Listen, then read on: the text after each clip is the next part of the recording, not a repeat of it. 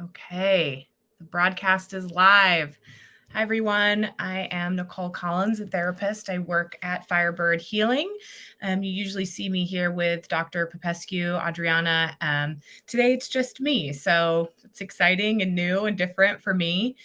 Today, I'm going to be talking about PTSD and complex PTSD and what does that mean? What does that look like? How does that manifest? How does that affect our lives and abilities to function on a daily basis? A lot of people have questions about PTSD and what does that mean? And then there's something newer that is being talked about. I mean, it's not that new, but it's called complex PTSD or CPTSD. So I just want to give a brief overview of how I like to think of PTSD. So it stands for post-traumatic stress disorder, right? So we know that. So post after traumatic, a trauma, right? We can think of that as a wound, or like if we look at the etymology of the word, a laceration or a cut, so a wound. Stress would be anxiety, and disorder would be a response. So essentially, PTSD, post-traumatic stress disorder, after trauma anxiety response, right? We're having a very normal reaction to an abnormal event. So PTSD is generally one incident that happens or a few incidents. Like we could witness a car accident. We can be in a car accident ourselves. We can witness a violent act. We can be in war. I think that's what a lot of people think of. Oh, I can't have PTSD. I've never been to war, right? But we have our traumas. We used to call them like big T and little t, but that can be pretty diminishing to what our traumas are. And so words that we're using now are covert and overt. So we have covert traumas, which are things that happen kind of maybe that we're not aware of that would be seen as a trauma. Let's say a teacher shamed us in the third grade and we'd never really been able to recover, or that school was changed, ever since that moment. And then overt trauma are things that are pretty obvious, right? That happen. So CPTSD is usually repeated incidents over a short or a long period of time. Let's say we grew up in homes with addicts or alcoholic parents. We grew up in kind of an unsafe home. Let's say we grew up witnessing or being victims ourselves to abuse. We got into a relationship where we were with a domestic abuser. Those are things that would create complex PTSD. So they really were situations that we're constantly battling against our ability to be and feel safe. So essentially, our safety was constantly being threatened, right? So what are some of the symptoms of PTSD? I think a lot of us know these, maybe we don't, right? So it can manifest with flashbacks. So we hear a noise or a sound if we were in war, and we might have a flashback to a traumatic incident. We have an exaggerated startle response. Somebody walks in the door and we're not aware that they're there. Maybe we've got, our AirPods in and we turn around, we see somebody and, we're startled. My partner, actually, this happens to me all the time. AirPods have the noise cancellation in them, and I see him, and it's quite a delayed startle response, but it happens, right? So we often will avoid our triggers, right? Or we avoid anything that would suggest the trauma or evoke the memory of the trauma. We can have nightmares about the traumatic incident. Some dissociation may occur with PTSD. We're usually very hypervigilant of our surroundings and who's around us, what is safe, what is not safe, how do I need to protect myself?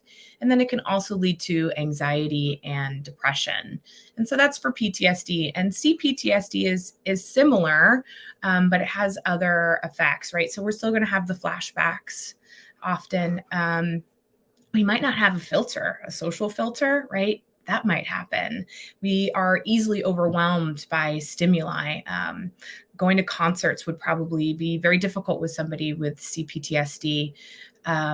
Being in large, any sort of large crowd, even things like going to the grocery store might be very difficult. We might feel overwhelmed by loud noises, loud conversations, bright lights, overhead lighting. I don't like overhead lighting. I want everything dim and calm and tranquil, right? So becoming aware of that. Another big one for people with CPTSD is social isolation or avoidance of relationships. Often people with CPTSD will avoid being, my dog wants to come in, of course, will avoid being in social settings, right? Or isolate because they feel safe with themselves, right? Especially if you grew up in a home that was unsafe all the time. Maybe, they say there's like 3 rules to a dysfunctional family or unsafe home. Like, don't talk, don't feel, don't trust. Don't talk about your feelings, don't trust other people, and don't feel your feelings, right? We're often told, you're too sensitive, or, these things aren't real. So social isolation is a way to protect yourself and a way to validate your own feelings and not have to be hypervigilant of those that are around us. People with this is hard to say a bunch of times, CPTSD, will often have night terrors or chronic insomnia, so have difficulty sleeping, a fragmented sense of self.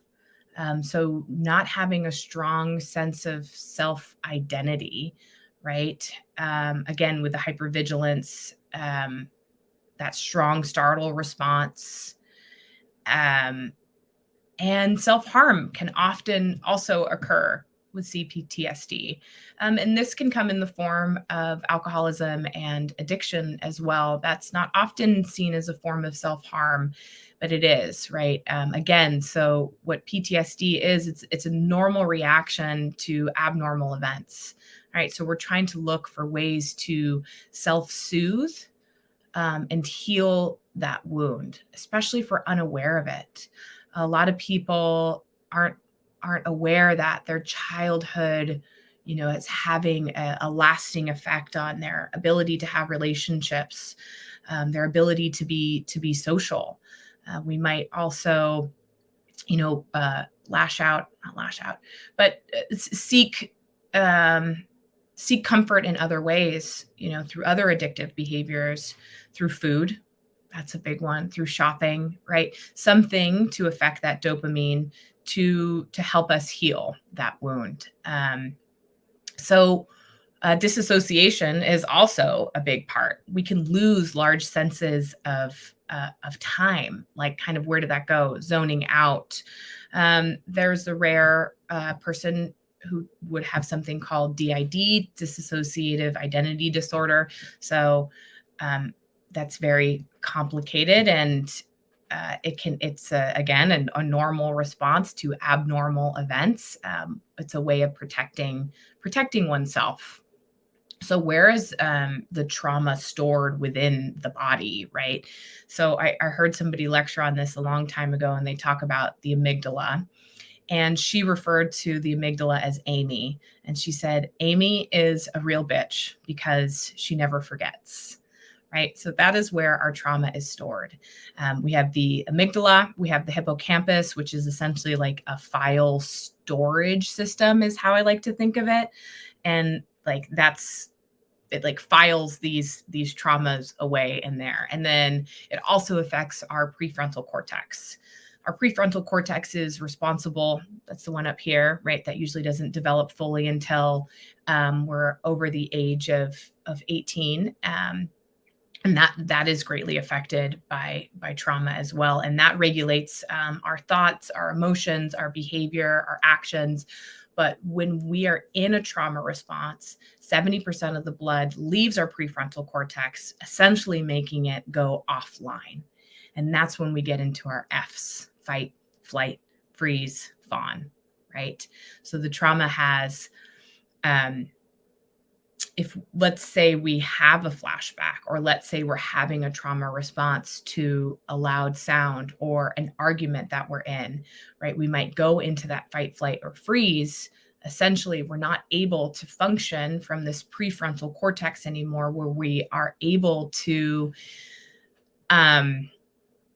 regulate our emotions, self-regulation, right? Like that goes offline. And so that's when I think Adriana is going to talk about this more when she does her live later. We've been talking about PTSD in these. But that's why it's so important to, if you have trauma, to be working with somebody who is trauma informed, right? And has trauma informed modalities. Let's see, if someone experiences trauma, does that automatically mean they also get PTSD? Not necessarily. No, that's a really great question. No, it doesn't. So that's where we get into like, what protective factors do we have? Do we have like, our protective factors are, do we have support? Do we have community? Do we have awareness that that was a trauma or a triggering situation that we went through? And so different people will essentially process traumas differently. And that really does depend on something called protective factors. So let's say we have two families, and both of their two families, same location, both of their fathers die, right? One family really has like a church community. This is just an example. They have community, they have support, they have like all these people huddling around them to help them through this really terrible thing that happened very tragically. And the other family is very disjointed, right? That family has a lot of alcoholism in it, addiction. They don't have the ability to regulate, right? So those different families, one has protective factors and one does not. So I hope that's helpful in answering that. Just because we witness a traumatic reaction or a traumatic incident in our lives doesn't necessarily mean that we will have PTSD, right? Forgot what I was saying before I answered that question. Oh, right. So working with therapists who are informed into trauma and how it manifests within the body and how it manifests within the brain. And everybody is different, but what I'm really passionate about is working with with trauma on a deeper core level, knowing that the prefrontal cortex is not a place that we generally can process our traumas. That's our logical brain. That's me able to function on a daily basis. But if I'm in a trauma response, that place is really going offline, right? So our trauma isn't stored in our frontal brain. So talk therapy is generally done, through there. We're talking, we're working through things. We're using things like automatic thought records and CBT. Those are all things that I really, really believe in and I think are extremely effective. But when we're talking about CPTSD or PTSD, I think it's extremely important to be using the parts of the brain where it's stored. And that's where I use something called brain spotting, which I'm very, very passionate about. I just took the phase 2 training.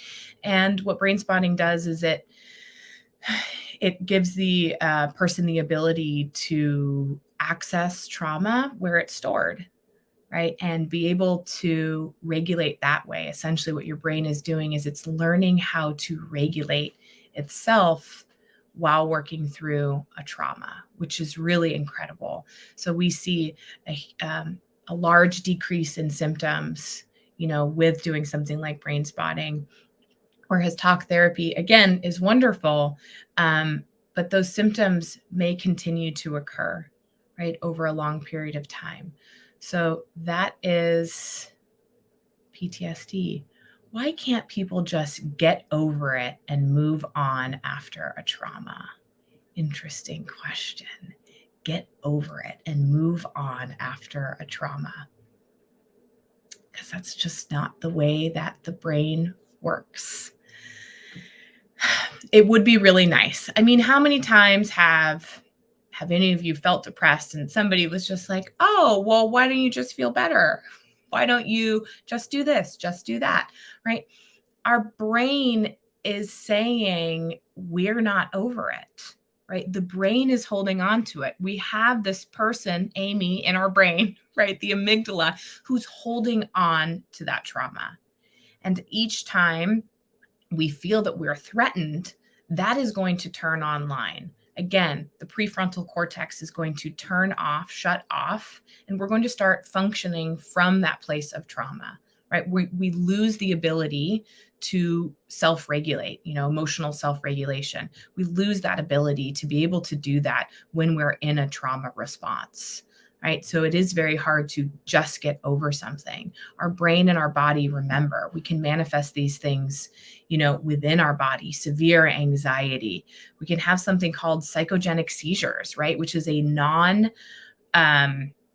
it's a non-medical seizure from trauma, right? Trauma being stored in the brain for so long that when we start to feel safe, people will have, it's rare, but it does happen. And I have worked with a few people that this is true for them. Their brain will have a seizure saying it's safe to process this trauma now, and you need to look at it, right? So the body and the mind hold on to these things. Great questions. Can PTSD affect our day-to-day activities as a whole, like all the time? Or is it just linked to episodes and triggers? It can, absolutely. Not necessarily PTSD, but it can, but absolutely CPTSD, complex PTSD. It can affect the way that we view the world. If you're constantly having your head on a swivel, unknowingly, right? A lot of this is subconscious. It is not a conscious thought, right? If we unknowingly have our head on a swivel to wonder who is safe, right? We would call these, sometimes it's called like a highly sensitive person, right? I think a lot of highly sensitive people can have complex PTSD. You're looking, who is safe? How do I make the world around me safe? Who's dangerous? Who do I need to be afraid of?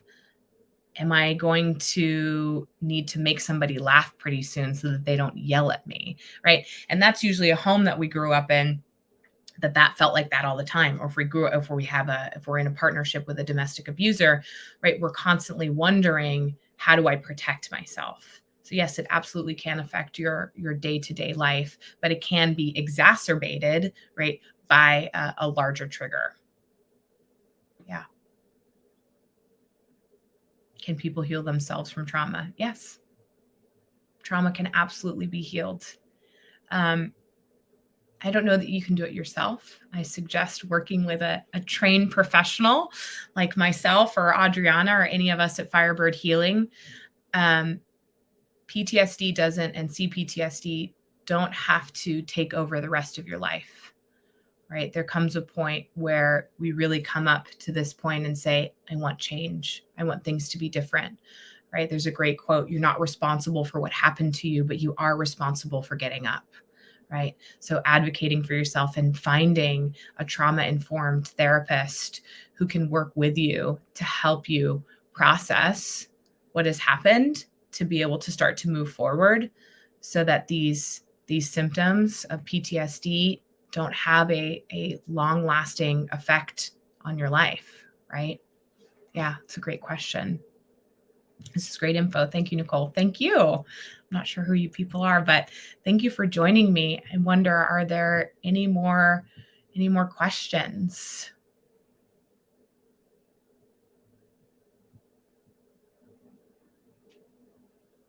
So I think the last things I want to say is that just reiterating that PTSD, CPTSD are absolutely normal reactions to abnormal events. And it is our body's way of protecting us and our brain's way of protecting us. And that's what we have to do. So, if you have any more questions about PTSD and CPTSD, feel free to reach out to us at Firebird Healing. We would love to be a part of your journey. I would love to be a part of your journey. I'm very, very passionate about working in two things, and that's trauma and addiction. And helping people heal from those it's a really beautiful thing to be a part of. Yeah. So somebody said, I'm jumpy all the time. Does that go away? Yes, it can. Absolutely.